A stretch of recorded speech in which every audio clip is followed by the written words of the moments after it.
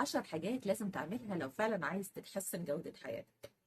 أول حاجة، بطل تهتم زيادة برأي الناس فيك. أول ما تبدأ تهتم برأي الناس فيك ساعتها حياتك ما بقتش ملكك، بقت بتاعتهم. ارجع امتلك حياتك تاني، خليك حر، وما تديش أهمية لرأيهم ولا للناس. رأي الناس فيك وكلامهم عنك ومع مين بيتكلموا مش شغلك.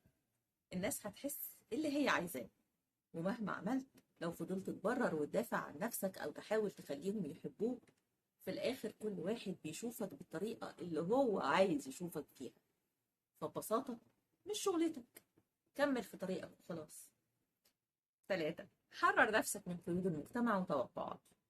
كان المفروض أكون اتخرجت دلوقتي، كان المفروض أكون اتجوزت وخلفت وبنيت أسرة، كل اللي في سني عملوا وكل اللي في سني سووا، كل الكلام ده بيدمرك. انت في المكان اللي المفروض تكون فيه دلوقتي، بتتعلم الدروس اللي ربنا أراد انك تتعلمها دلوقتي عشان تجهز نفسك للي جاي، فما تستعجلش على نفسك.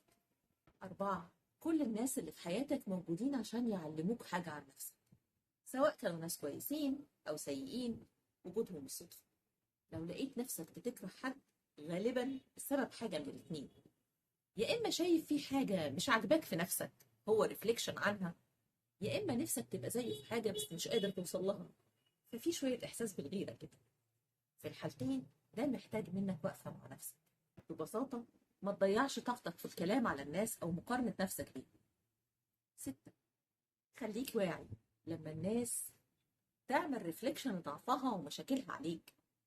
في ناس بتيجي في حياتك بس عشان تستفزك أو تطلع رد فعل معين منك، ممكن يكون غضب، إحباط.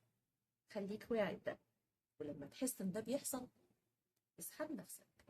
ما تدخلش في جدال مش بتاعك، ما تدخلش في جدل مع حد بيحاول يفهم مش بيحاول يفهمك أصلا. اتمرن دايما على 3 حاجات: الجرأة والشجاعة وإنك تعرف تقول لأ. ال3 دول مع بعض هيفتحوا لك أبواب كتير. خليك جريء، خليك شجاع. الخوف من إنك ما تحاولش أصلا لازم يكون هو ده أكبر مخاوفك من حكم الناس عليك. جرب حتى لو الناس هتتكلم. صدقني الخوف من الندم أقسى كتير من الخوف من كلام الناس. اتعلم تفك التعلق من الناس ومن الأماكن ومن الحاجات، حتى لو مش بتحس براحة دلوقتي. افصل. لو الحاجة مش مريحة بلاش. انت مديون لنفسك انك تتطور، ما ينفعش تفضل في نفس الشخص اللي انت عليه سنة و2 و3.